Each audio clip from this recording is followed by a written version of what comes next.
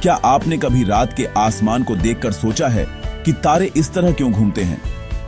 हजारों सालों तक इंसान मानते थे कि पृथ्वी ब्रह्मांड का केंद्र है।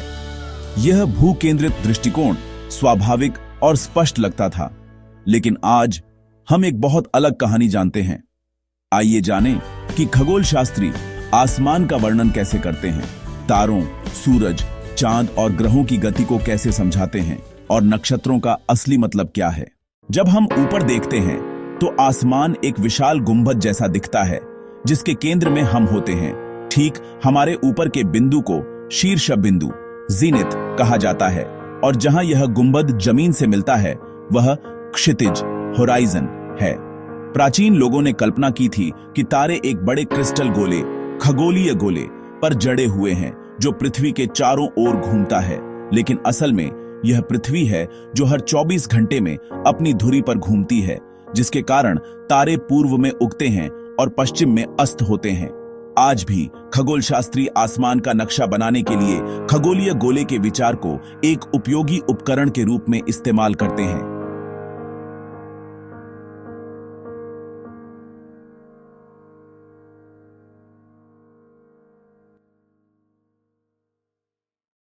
आसमान पर नजर रखने के लिए खगोल शास्त्री पृथ्वी की धुरी को अंतरिक्ष में फैलाते हैं। जिन बिंदुओं पर यह आसमान से मिलती है वे खगोलीय ध्रुव सेलेस्टियल पोल्स हैं। पृथ्वी की भूमध्य रेखा को अंतरिक्ष में फैलाने पर खगोलीय भूमध्य रेखा सेलेस्टियल इक्वेटर बनती है। पृथ्वी पर आपका स्थान यह तय करता है कि आप आसमान को कैसे देखते हैं। उत्तरी ध्रुव पर सभी तारे सिर के ऊपर चक्कर लगाते हैं। भूमध्य रेखा पर तारे सीधे ऊपर उठते हैं और सीधे नीचे अस्त होते हैं।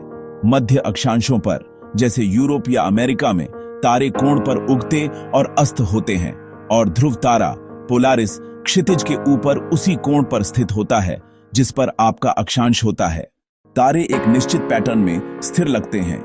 सप्तर्षि जैसे समूह आसमान में घूमते हैं लेकिन अपना आकार नहीं बदलते। ऐसा इसलिए है क्योंकि वे बहुत दूर हैं। इसके एकमात्र अपवाद उल्का पिंड हैं, जो सेकंडों में आसमान में लकीर खींचते हैं, और ग्रह जो तारों की पृष्ठभूमि में धीरे धीरे चलते हैं। यूनानियों ने उन्हें घुमक्कड़ वॉन्डरर्स कहा, और यहीं से हमें ग्रह प्लैनेट शब्द मिला।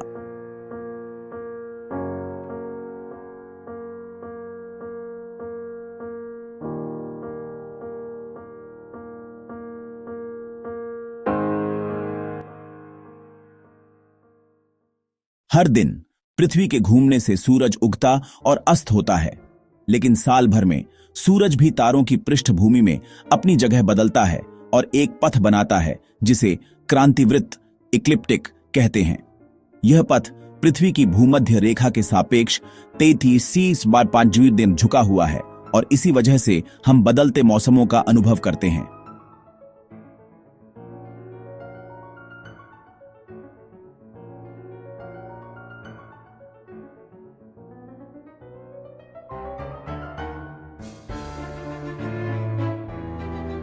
चांद और भी तेजी से चलता है, लगभग 1 महीने में पृथ्वी का चक्कर लगाता है और हर दिन लगभग 12 डिग्री पूर्व की ओर खिसकता है। ग्रह भी क्रांतिवृत्त के पास एक पट्टी में घूमते हैं जिसे हम राशि चक्र ज़ोडिएक कहते हैं। उनकी गति ने प्राचीन खगोलविदों को आकर्षित किया, जिन्होंने सप्ताह के दिनों के नाम भी 7 घूमने वाली चीजों, सूर्य, चंद्रमा और 5 दिखाई देने वाले ग्रहों के नाम पर रखे।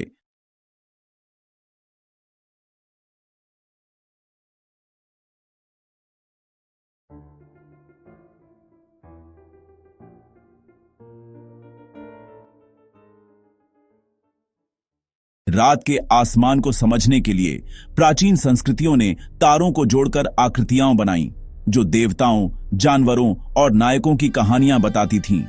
शिकारी ओरायन अपनी प्रसिद्ध 3 सितारा बेल्ट के साथ सबसे आसानी से पहचाने जाने वालों में से एक है। आज खगोलविदों ने आसमान को 88 आधिकारिक नक्षत्रों में विभाजित किया है, जैसे किसी नक्शे पर राज्य होते हैं। हर तारा किसी एक नक्षत्र का हिस्सा होता है। कुछ आकृतियों जैसे सप्तर्षि को तारामंडल एस्टेरिज्म्स कहा जाता है, जो किसी नक्षत्र के भीतर प्रसिद्ध तारों के आकार होते हैं। तो भले ही आसमान मिथकों की किसी किताब जैसा दिखे, पर अब नक्षत्रों का उपयोग अंतरिक्ष में तारों और आकाशगंगाओं के सटीक पते के रूप में किया जाता है। जो प्राचीन काल में तारों को निहारने से शुरू हुआ था, वह आधुनिक खगोल विज्ञान में विकसित हुआ। तारों, सूरज, चांद और ग्रहों की गति को देखकर इंसानों ने धीरे धीरे पता लगाया कि पृथ्वी ब्रह्मांड का केंद्र नहीं है। रात का आसमान आज भी हमें आश्चर्य से भर देता है, लेकिन यह एक नक्शा, एक कैलेंडर और तारों से लिखी एक कहानी की किताब भी है। आसमान को देखते रहिए, यह खगोल विज्ञान की शुरुआत है और शायद ब्रह्मांड में आपकी अपनी यात्रा की भी।